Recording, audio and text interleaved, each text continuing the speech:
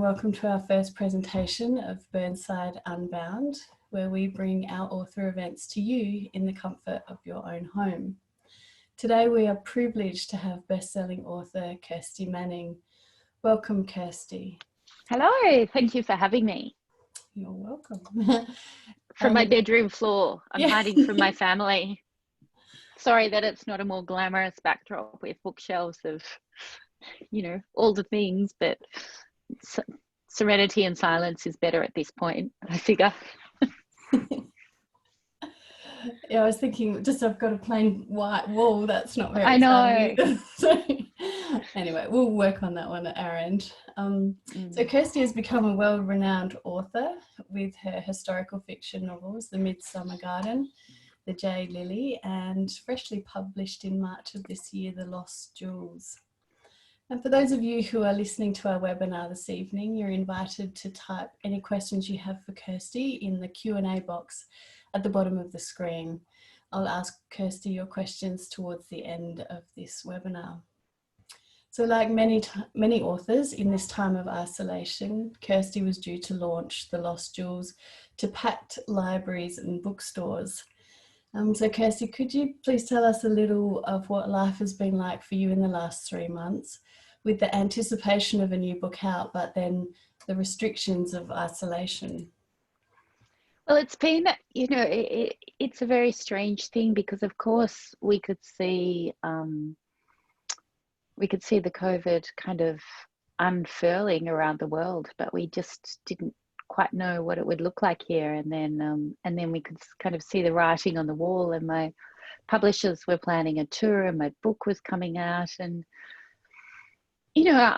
there's something very exciting about when your book comes out, because you get to go, well, now it was going to be, it's my third book, and I worked really hard on it, and the publishers loved it, and so it was the big one for them for the next couple of months, and they were going to be touring me extensively. And that's a great privilege because it's so lovely to meet your readers. And as a writer, you're quite well, I am anyway, I'm quite introverted for much of the time. You spend a lot of time alone at your desk with your own thoughts and your research material. So to get out and about and talk to people and meet readers who are all so beautiful and clever and generous, it's just a lovely moment to weave through the world. And so we've all had to go online, and it has been lovely connecting with people, and people have been asking lots of great questions, and I feel like people afterwards often write to me and thank me after the Zoom, or ask me another question, or follow up something, or they'll tell me something about the book that really moved them. So it's been, I guess, a new way of doing things for all of us. But I feel like, everything's going to be okay. That's really good. I have heard another author say that writers might be struggling with isolation because there's so much processing of the unusual lifestyle that one's creative process has been stifled a little bit. Is that true for you? Well, I was laughing about this before because my day-to-day life as a writer hasn't changed a lot. I get up and I go for a walk. I answer emails and I do publicity. I have to do, I guess, the one thing about being a writer now with a book out is there's a lot more work in terms of written articles and things. Newspapers and magazines want content, and they want it in your voice. So I'll often write a few articles about that. And then I get down to the business of trying to finish my next manuscript, which is what I do on an ordinary, I guess, work week. But now I have all of my children and my husband and the dog and everyone with me, and we're not actually in our family home because we lived in the country in the Macedon Ranges, and there just wasn't enough internet. At Telstra, it would run out, within 2 days. And I have a son in senior school, and two of my children are sort of in senior years of high school, and it just was terrible. So we had to quickly find another house to rent, which we were fortunate and able to do when we rented out our house to somebody who didn't need you know, full Zoom all day, every day for 3 people. So we did a bit of a house swap, and took all the school books and writing stuff with us. And it's been lovely. We're by the beach, and, you know, I've kind of tried to treat it like a holiday, but I do feel, I was having a talk to my publisher on Friday, and there's just a lot of people walking past me at all hours asking for snacks. I mean, they have arms and eyes and they could get the food themselves, but still, it's like a habit as they walk past. What is there to eat? And so it's just, I think when you're a writer, and I do realize this is a great luxury, but the biggest thing you need is a stretch of quiet time to think, and it's just tricky to get it. But amongst that have been some lovely moments. I mean, my daughter walked past me today and was asking how many words I'd written, and she gave me a big hug and pressed a cheek to me, and that was all beautiful. But then I completely lost my train of thought about what I was writing. So it's been a lovely connecting moment for the family, but I certainly have not been quite as productive. I think my brain is a bit scattered. And but we've been cooking good food, and you know, there's been some upsides too, but my output has been a little slower, I will admit. Yeah. Well, let's have a chat about this output. Yes. Audiences are loving everywhere. Could you tell us a little bit about how you first found out about the Cheapside Hoard, and how that became the inspiration for your novel? Well, as happens when you're knee deep in another book, I was researching the J. Lily, my last book, which is the story of the Jewish refugees in Shanghai in the Second World War. And I was looking up a newspaper article, and in that there was a review. It was in the Guardian, or it might have been in the Times, London Times, and of the Cheapside Hoard. And it was 500 pieces of Elizabethan and Tudor jewels predominantly, but also Byzantine pendants and bags of turquoise and pearls and diamond solitaire rings and an emerald watch, sort of the size of a baby's fist. And I found out that in 1912, some workmen had been digging on a work site in Cheapside on a cellar, and they literally struck a pickaxe through a floor and dug up bags and handfuls. If you imagine an AFL football, kind of clumps of clay dripping with turquoise and diamonds and gold necklaces covered with enamel, with botanical prints. I mean, can you imagine picking that up from the soil and all of the jewels kind of studded into the clay clumps? And they took it to, the story goes, they took it to a pawnbroker by the name of George Fabian Lawrence. The lads knew him as Stony Jack, and he would give them, he had kind of cultivated a friendship with these navvies, because London, as it has so many times, was going through a process of rejuvenation. It was the Edwardian time, it was very wealthy, they were doing a lot of building, and lots of things were being dug up all over London, everything from Roman sandals to things from Boudica. Just, you know, London is just layers of history, literally. And he had cultivated this relationship where the workmen would bring in something to him on Saturday or take it to the pub, and he'd buy them a pint or he'd give them food. And the story goes they went to his pawn shop, or his antiquarian shop as it was called, and they left. He said, I'll give you some money, I'll give whatever I owe you.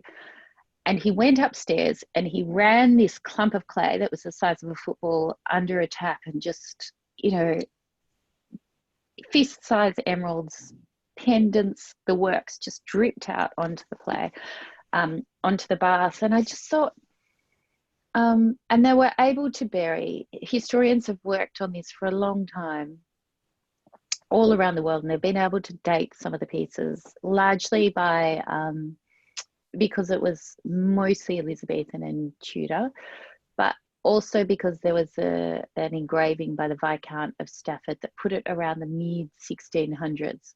So the mid-1600s was the time of the Civil War. in England, and then, of course, the Great Plague, and then the Great Fire of London. And all the time, as I'm reading this review of this extraordinarily priceless jewelry exhibition that belongs to, it's a permanent acquisition of the Museum of London now, was who would bury 500 pieces of jewelry and never return? Like, who would do that? And then we don't know. So we don't know who buried the jewels. We don't know who discovered them and dug them up. And we don't even know if all of the jewels in the museum were from that site or if there were any missing pieces. So I just thought there were so many gaps in this story, and that's just perfect for a fiction writer. And it, of course, it crosses through some extraordinary eras. So in 1912, as I said, it was the Edwardian era. So London was kind of the center of empire and trade, and this burgeoning wealthy city. It was electrified, literally, in the streets. And people were very wealthy, but also there was a class that was still very Dickensian. You still had to pay for your education. And of course, in 1912, one of the most significant things happening in London was the suffragettes were marching in the street for votes for women. And so I thought that this was a ripe opportunity, because so often history, as we know, has not been recorded by women, and voices have not been given to women in history. So I thought I could take that moment of suffragette, where women are on the cusp of having a voice, and see just how that legacy of women who've strived for things have kind of parlayed through to the life that we have as working women today. And so there's the character of Kate, who is Essie.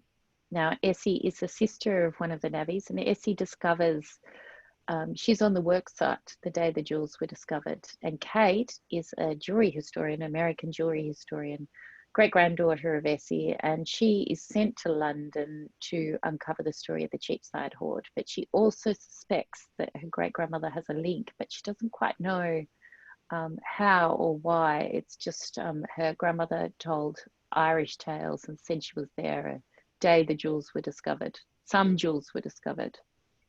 And it's also the story of I guess, the 1600s. And of course, when I started writing this book 3 years ago, I had no idea that in 2020 we would see the worst bushfires that Australia has ever seen. And now we would be sitting at home conducting book events, or indeed life, because of a crazy virus like the plague that has swept the world. And so so the book now has like these weird parallels with history. And I think and I write about, there's a scene that starts at Monument, which is in the heart of London, and I should say Cheapside, if for those readers that know London well. Cheapside is the street just behind St Paul's Cathedral, so it's quite centrally located in London. And Foster House, Goldsmith's house, is just literally, as the crow flies, one block from St Paul's Cathedral. So it's all very, if you imagine St Paul's, it's around there, and then just down the road is Monument.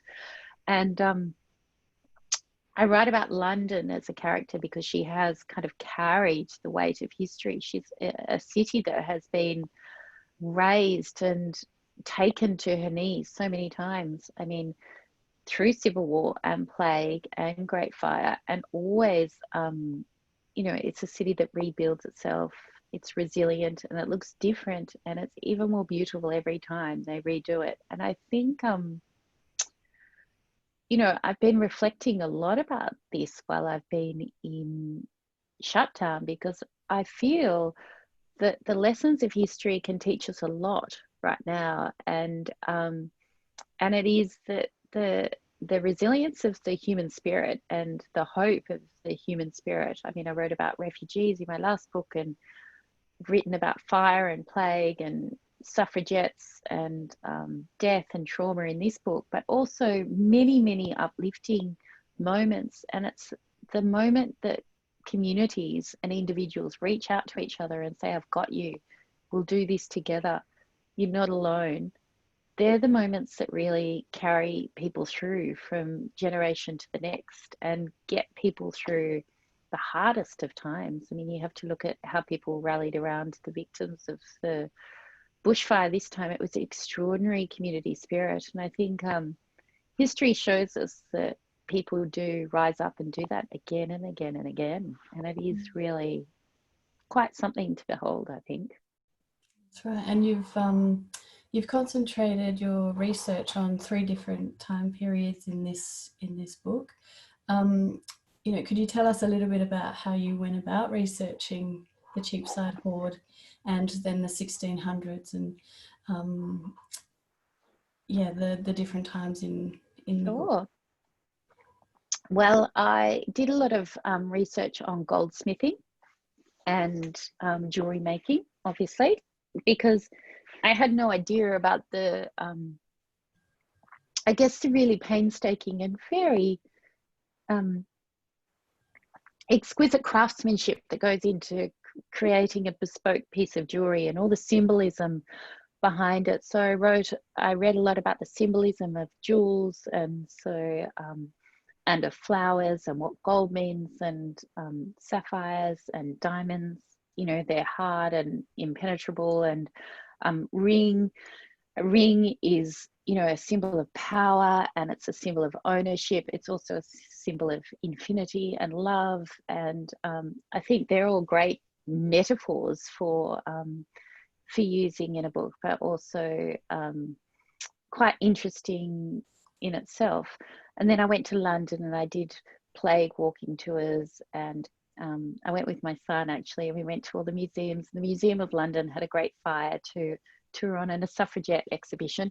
I didn't actually get to see any of the Cheapside jewels there because they were under lock and key, and they're building a whole new museum over at West Smithfield, and it's going to be as part of the permanent exhibition there. But I did get to see some of the alleged pieces in the British Museum. They opened up a room for me. I went back every day, and finally the director of the museum said, finally, I'll let you in, I'll let you in. So he let me spend an hour, and in particular, there was a button studded with rubies and sapphires and diamonds that I just, obviously I wasn't allowed to touch. I'm making out I was allowed to touch, but I saw it in its cabinet.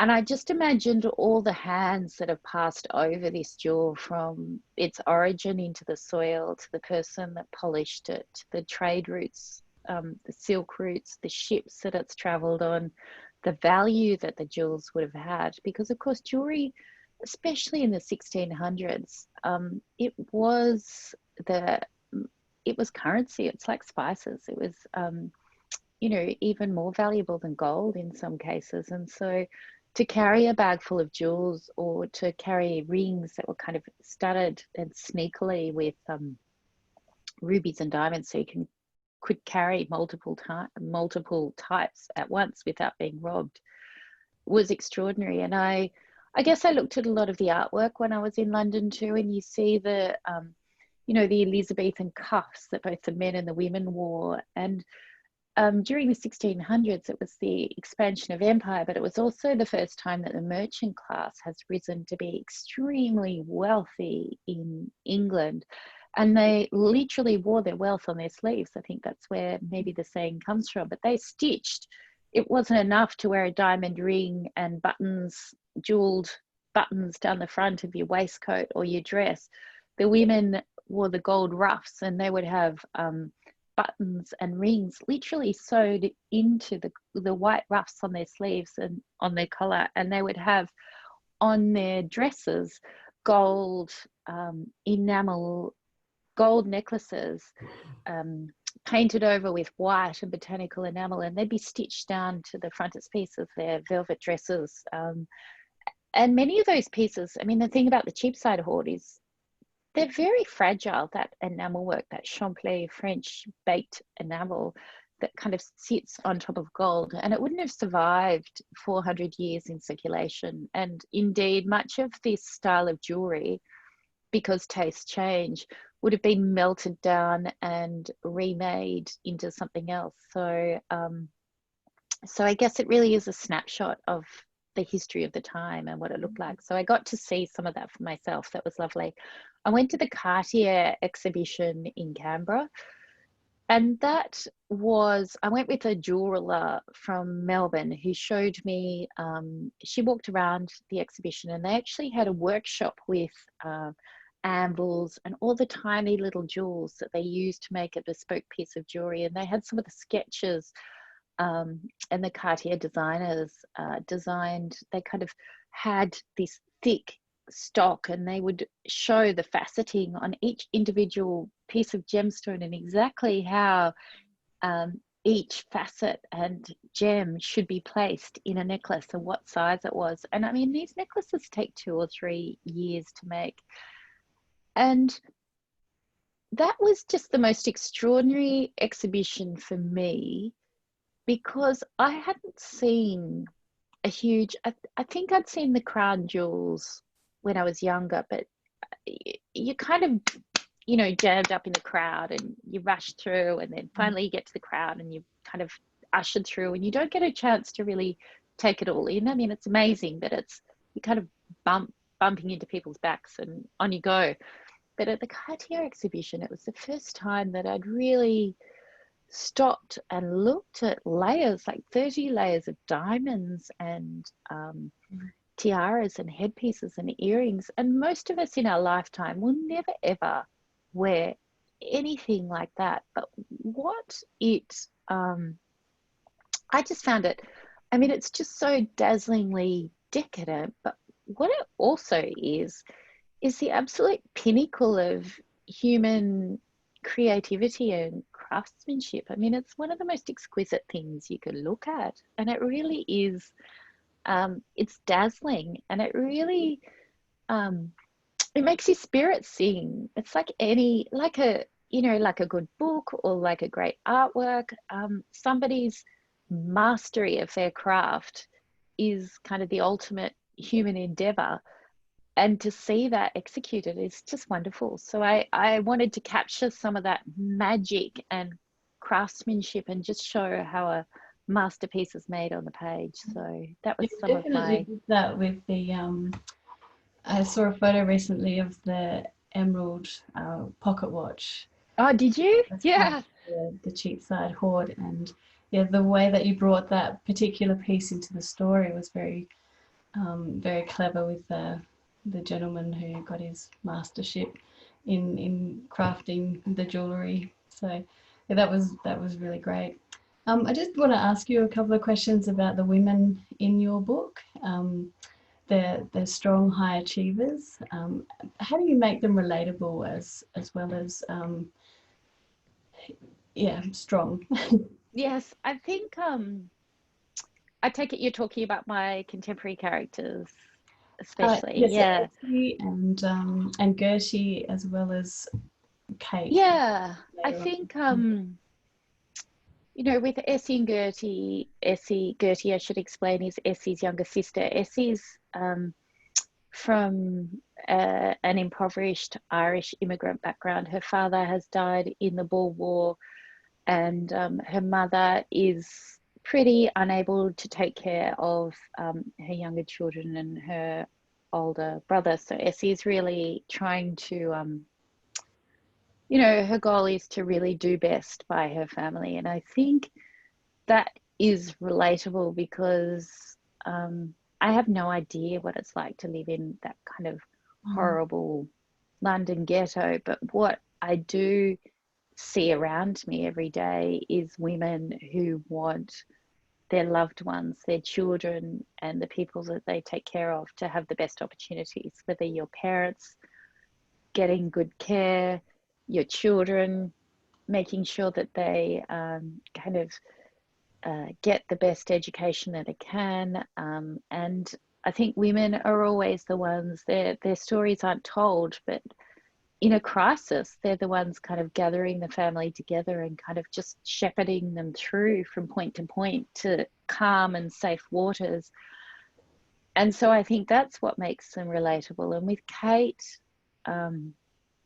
my contemporary character, she is very well educated, and I guess I'm living in a world where many of my friends have had the opportunity to go to university, and I guess their achievements and their struggles look different to their mothers and certainly their great grandmothers. And it's tricky when you're writing a contemporary character, because you can often fall into the trap of making them seem glib. But I was saying before, it's a very real thing. Women talk women talk all the time about how to find balance. I mean, we're always reading articles and you know, trying to see how other people do the juggle and work their way through. And I don't think there is any one clear path, but I think that no matter your circumstances, there are some things like, you know, like this, like COVID or a family illness. These things don't discriminate. There are some, a bushfire, so that don't discriminate between how privileged you are, and all you have is your personal ability to navigate that storm, and the community and the people you have around you, and how you reach out and hold on to them and ask for help to get through.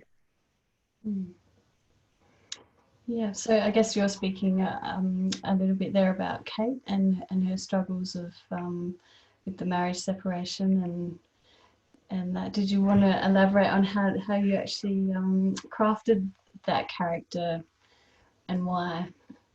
Or that takes the mystery out of it. It might a little, but I mean, she is carrying, I guess when we meet Kate, she is, I guess, recovering from a breakup, which is, you know, is very common, and especially in my age group. And it takes some healing, and there were, I guess, mitigating circumstances for that breakup that we find out through the book, and it's which also are circumstances that have happened to women around me, and I just wanted to kind of hold a space for those women and acknowledge that pain, and but not be gratuitous about it, and kind of show a path to healing, as often happens. Yeah. Slowly, but not make like this happened and then I was better, because it's just not like that. It can be up and down. Exactly. The recovery from trauma and grief and breakups, you know, you don't suddenly wake up and you're great. So that's right. And you've actually captured that beautifully, or not beautifully, but accurately or realistically with Kate. So yeah. Thank you. I know we have a few budding authors in the attendees tonight. So I'm just going to ask you a couple of questions about your craft. What methods do you use to always improve what you're doing? I read a lot, and I read widely. I just don't read historical fiction. I mean, I've been asked a few times lately what I'm reading. I've just finished Marianne Keyes's Grown Ups, and I love that, because everyone says Marianne Keyes is very light, but she deals with some big subjects, and I think her gift is her lightness. I mean, it takes so much skill.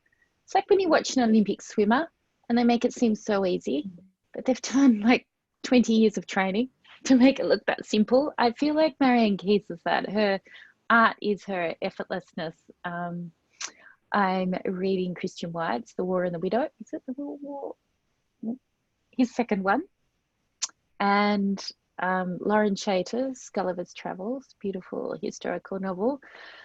So I'm reading a lot of research books, and I'm also rereading things like Margaret Atwood, So I'm reading Blind Assassin because it's got a great kind of nesting story. It's a wacky one, The Blind Assassin. It's one of her wackier books, but also brilliant. And reading Margaret Atwood is a bit like, you know, your morning green smoothie. It's really good for you just to get that infusion of brilliance into your body. Just slug it down. So I often try and read, when I'm writing, I try and reread, you know, something absolutely brilliant. So next on my list is to read Richard Flanagan's The Narrow Road to the Deep North, because I just think that is one of the most, well, it is a modern masterpiece, and it's such a moving book. And I was torn of my heart when I read it. And I feel like when I'm writing, the best thing I can do, it's not that you, I think I've learned after a few books, when I first started reading intensely when I was writing, I had to put the books down because I was so intimidated by other writers. And people often say, aren't you worried? Aren't you worried that you'll like absorb their work or you'll write like them? I mean, I wish. You know, Exactly. it's not really something I grapple with.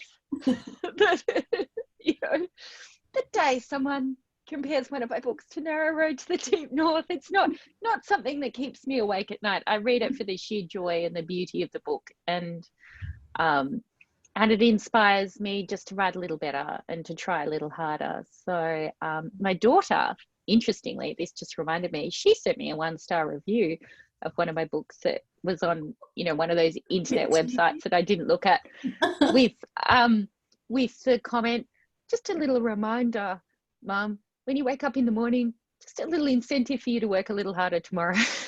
So, you know, my family gives me feedback like that all the time. So I don't need to go online because my kids are trolling me. But so I read a lot. I sometimes I do a few courses, or I you know, I did a course just, I think it's called Mastercraft or Master something, Mastermind. I can't, I did one of those courses that a writer put out. I think Margaret Atwood has one. I listen to interviews of other writers sometimes. I've stopped doing that now because I find I do a bit more, you know, depending on what stage of the writing I'm at, because it's a time game really at the end of the manuscript. I try and brush up on my technical skills. So I've done a few Scrivener courses. I use Scrivener for those writers that are listening. I use it because I write in multiple time frames. It helps me structure a book, but then I get frustrated and I put it into Word because I feel like I'm making more progress because it's a novel. So I play mental games with myself too to make me feel like my book's more finished than it is. For those of us who don't know what Scrivener is, that it's a type of software that's it is this type of software, and it allows you to kind of color code different sections, and almost it's like a computer program that's almost like index cards that allows you to kind of lay out your book and have a look at it, and you can move around different scenes into different parts, like this bit should be in the beginning, this bit should be at the end. So it's quite helpful for me when I've got my research and the early stages of a book to kind of map out the line of the story. I always know the beginning of my book when I start to write it, and I generally know roughly the ending. It can change. It's the middle that kind of throws again, my daughter was saying to me today, I just can't believe that you haven't got all this sorted before you start writing, Mum. She's very organised. There's just a question we've got that relates to something that you're saying at the moment. Jane asks, can you say a little bit about what motivates you to write? Is it to entertain readers, explore history, highlight social issues, or investigate the human condition? Maybe all of the above. So wow, that's a great question. It is a great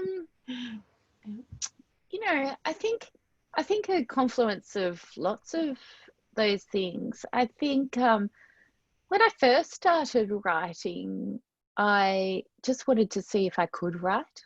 you know, if I could maintain a narrative, I actually did an online course, a 3-month novel writing course, because I just didn't think, well, I didn't have the capacity to get to like a physical class. I live in the country, so that was quite useful for me, and I got lots of feedback. And I knew that I wanted to write about women, contemporary women, that I kind of echo the experience of women I see around me. But I also, my great love is writing history. And, you know, some of my favorite books of all time, I think at uni, I think an aha moment for me was when I was at university. I studied at Sydney Uni, and I did A.S. Byatt's Possession. And that was the first kind of dual time frame book. And they go through a hunt following, I guess, the story of these letters and a poet. And it's just it's an extraordinary piece of work. If you haven't read it, it is you'll probably find it very heavily detailed now. I think trends have changed a little, but I don't think the magnificence of that book has been taken off. So I just, that was a revelation to me, that that somebody could write in dual time frames. And then I also read People of the Book by Geraldine Brooks, who is, and all of her books are amazing. March, Year of Wonders, the book about the plague, that's a timely read if you haven't read it. She's a magnificent writer, a journalist turned novelist, and she's got a very clear, deft style. And Oscar and Linda Cinder. So I think when I started writing, I definitely wanted to explore both history and then how it parlays and relates to contemporary. So that was always in my mind that I wanted to do. I always wanted to write about strong women, because, and I sometimes take, not exception to that phrase, but most of the women I know are strong. Nobody ever says that about the men. There are strong men in this book. So, you know, that I write about women that I see and that I believe have lived through history. And I also love that moment, that gap in history. So I love finding a historical moment in time and then writing into the gaps the possibilities of what if happened in that moment and trying to imagine. I think that's a glorious place to be. And I'm not sure if I will always do this. My next book, actually the book I'm thinking about after this one that I'm writing, maybe I will. Anyway, I shouldn't say I shouldn't do anything, should I, at this stage? But yes, so it is about exploring real characters and fictional characters in history. It is about exploring the different ways to be a woman and a different way to be a mother. And, you know, that's, you know, sometimes me working my way through stuff. My husband sometimes, a lot of people say my husband is in a couple of the books, but you know, it's funny, I don't see that. But, you know, there are snippets, elements of different people, I guess, that creep in there. But no, there's certainly my characterization is never intentionally based on anyone I know. But, you know, sometimes I'm just trying to work out big questions of, you know, in the Lost Jewels, it's how do you live with trauma? How do you get past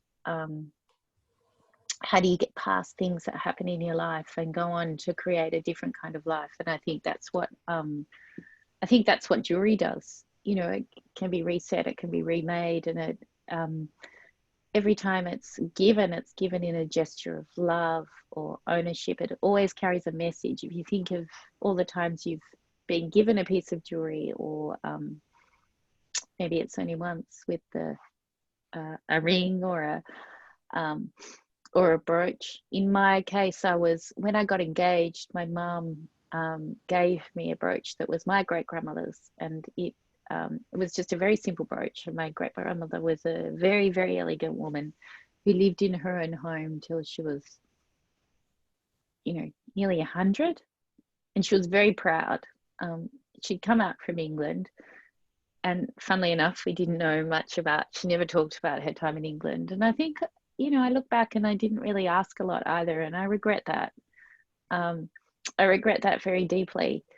But anyway, Mum gave me this brooch, the one brooch that she had given to my mother, and I took it in, and it had a solitaire diamond in the brooch, and I took it in to, say I'd like that to be made into a ring. And they said, "Oh, this is fake."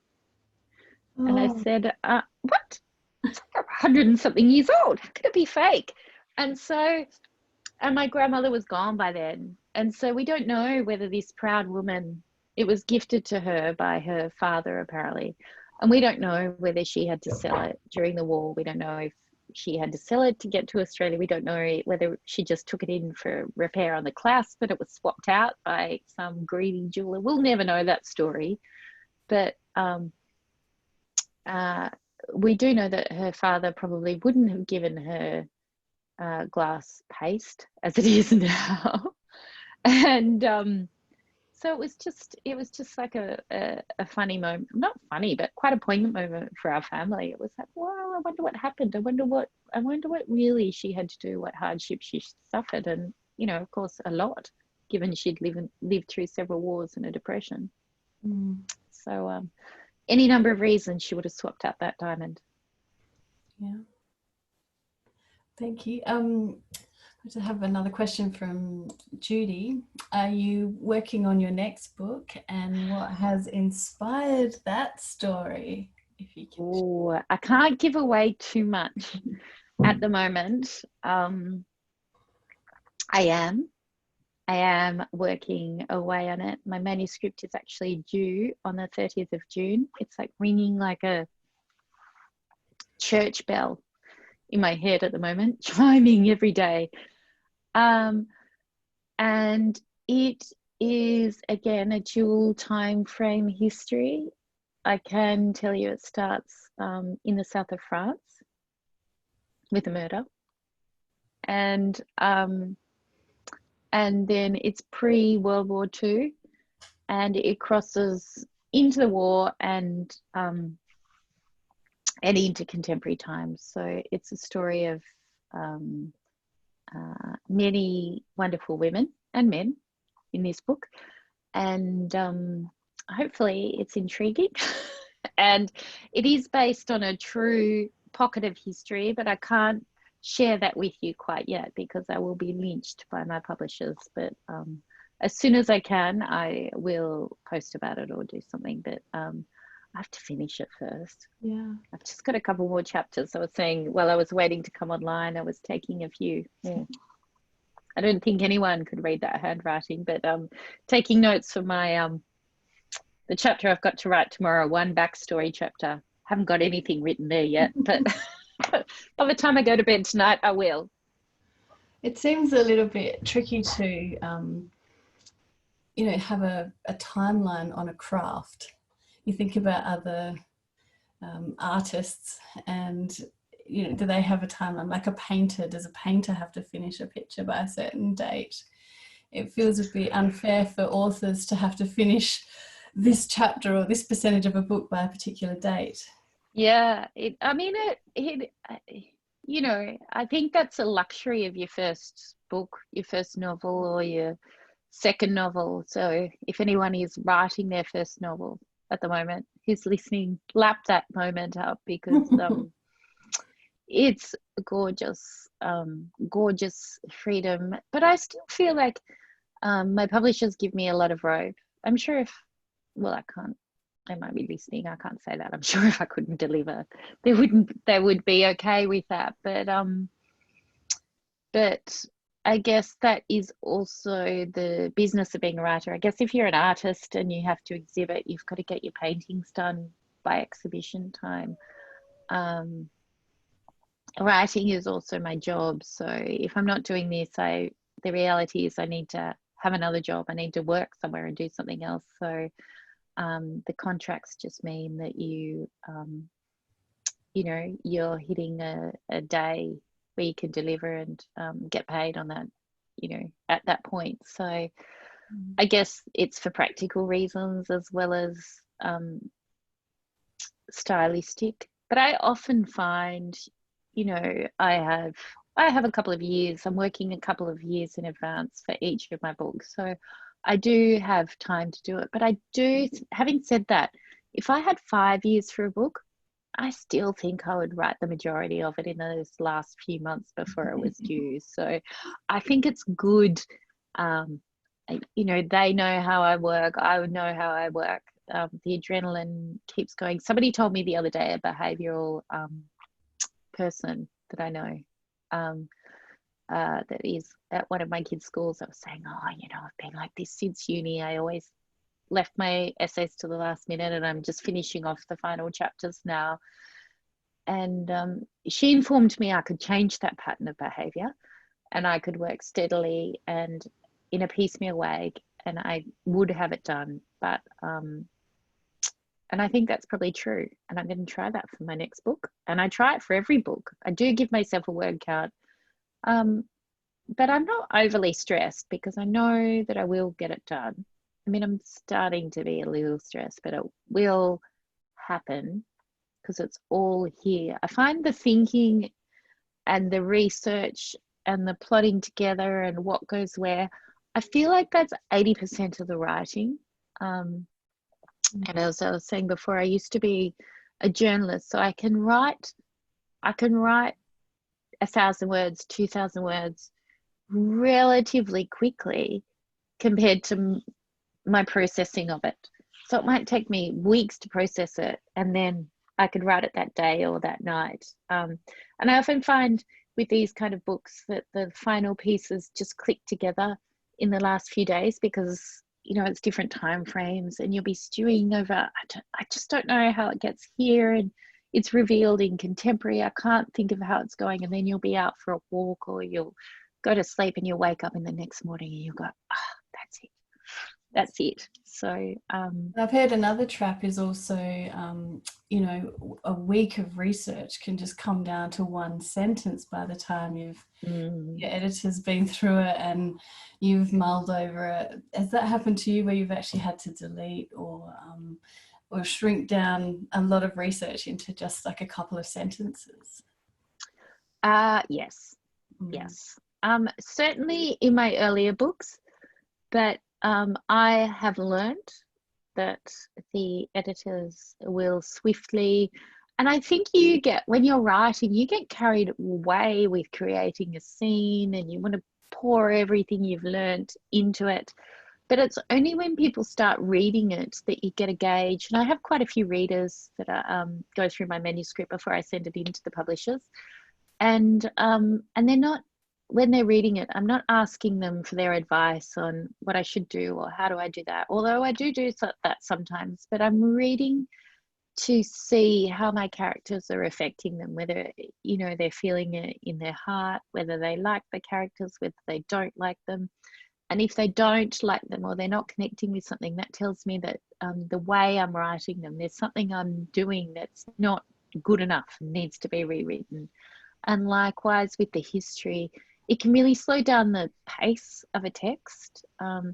It can be lovely to create a scene, but if you leave someone there for too long, they can go to sleep. So certainly with The Lost Jewels, I had a lot more description of jewels in and more jewels, and I just kind of had to pare that back. And it didn't hurt that much, I have to say. It's a better book for it. You can see it. And I actually did that to myself before I sent it to the publishers, so I feel like I'm getting better at that. Okay, good. So we've got a question from Megan, but in the meantime, I'll just invite our attendees. If you have any questions for Kirsty, now's the time to type them into our Q&A box. Megan was wondering, how do you normally celebrate your book's publications? That's a lovely question. Thank you, Megan. I will usually I have a launch in Melbourne. We have a bar and a wine store in Melbourne, and I'll invite a bookshop, a local bookshop, to come along, and I'll invite everyone I know to come and drink champagne with me. So that's usually how I celebrate. Sounds like a great way to celebrate. This time I had a glass of champagne at home and I logged on Zoom, and I have a group of really beautiful writers. One who also has a book out at the moment, Lisa Island. She's got a book out. She's got a book out at the moment called Shirley Sullivan, which is beautiful. It's got a purple cover. It's magic. And so Lisa Island, Jane Cockram, who's got a book out called The House of Brides, and Sally Hepworth, who's a crime thriller writer, whose last book was The Mother-in-Law, I think. Well, it was The Mother-in-Law. So we all logged on Zoom and we had a glass of champagne together. So we've got a really great Melbourne, and indeed the whole Australian writing scene is very supportive of one another, and the women especially. I mean, they are just doing such, I mean, my friends who are writers are just doing such extraordinary things, and I'm constantly in awe of their work. And so it's just lovely to be a part of that. So we often catch up with a bigger group, with Sarah Bailey and Kylie Ladd and Vanessa Carnivale, like a whole bunch of people that we have dinner with at my restaurants sort of every now and again, and we kind of writing in all different genres, and we all celebrate each other's work. So it's lovely. It's really a lovely community to be a part of. Well, that's great. So well, hopefully, I mean, this is a great segue. When your next book is published, we hope that you're able to launch in person to a room full of avid historical fiction readers. Thank you. It's lovely. It's one of the you know, meeting your readers is such an honor, really. And I think when people take the time out to attend an event or write to you and tell you some feedback about your book, it just makes your day. It makes it all worthwhile that one person has really connected with your work. It's why we do what we do. So it has been sad in that regard not to meet readers, but I don't take for granted. It's one of the most magnificent things about being a writer is meeting the readers, I think.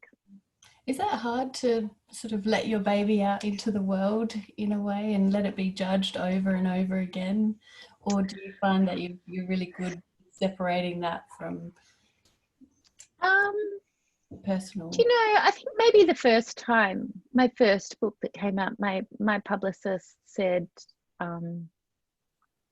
you know, don't go online, don't look at the online reviews, just keep, and of course I did. You know, it's like when your doctor says don't look online for the symptoms or what it could mean, but you do, don't you? And it's just human nature. And but I just think now I'm much more, I just work so hard, and especially on The Lost Jewels, I worked so hard. I rewrote it twice.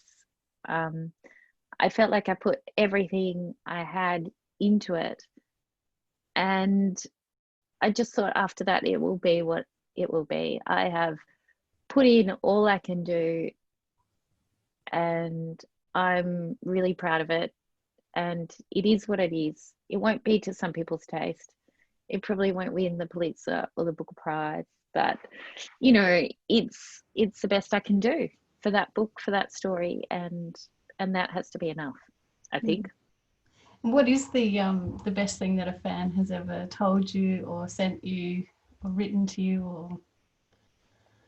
Or there's been, you know, it's been amazing. My book for Jade Lilly came out in America last year, and I think that was about, sorry, I know what it was about, the Jewish story in Shanghai. And I've had so many people write to me and tell me that who were in Shanghai during the Second World War, and saying that they stayed up all night reading the book. They're in tears, and how beautifully I captured the era, and thanked me for telling the story of the refugees and how moved they were, and how I really captured the essence of their experience. And that was, I think I talked to a lot of refugees in researching that book, and I think it was really moving for me. Well, it was, and people write to me telling me quite personal things about their war stories or things that have happened to them. With the lost jewels, people have written to me saying how it really moved them, how it gave them hope, how it just gave them a bit of magic in isolation, and that has been lovely. People have sent me photos of heirloom jewelry they've been given. People have shared some quite moving family stories, and things that have happened to them, women that have things that have happened to them, and thanked me for you know, talking about it in the book with, I guess, sensitivity. And yeah, so there's been unexpected moments, and just people who write and say thank you, you know, but you know, even if they don't, it doesn't matter if they enjoy the book. Sometimes, you know, you see it on social media and somebody put up a picture and it's just like, oh, so lovely. It's really, I don't think I would ever not be chuffed to see that. It's just, you can't quite believe it. But the thing is, when a book comes out, it's quite a long time after you finish writing it. You're generally knee deep in the next idea. So it's a little reminder. It was like all that work, or it worked. Like I'm glad I told that story. So it's just like a little moment of, oh, isn't that lovely? It's nice. It's you know, it's not a, you know, rocket science, but it's lovely. Well, thank you so much for your time tonight. We've thoroughly enjoyed hearing about the process as well as the research, your characters, and it's just been really lovely to get to know you. And you know, I'm so hoping that you choose Burnside Library when the time is right. Thank you. I can't wait to come, of course. Yeah. Excellent. And thank you everybody for attending tonight's webinar with Kirsty. Keep your eyes peeled on our website as well as social media for other upcoming author events. And we appreciate your support with this new Burnside Unbound. Good luck with it all. It's lovely. Thank you for having me. You're very welcome. Thank you for being part of the show. Okay. Good night, everyone.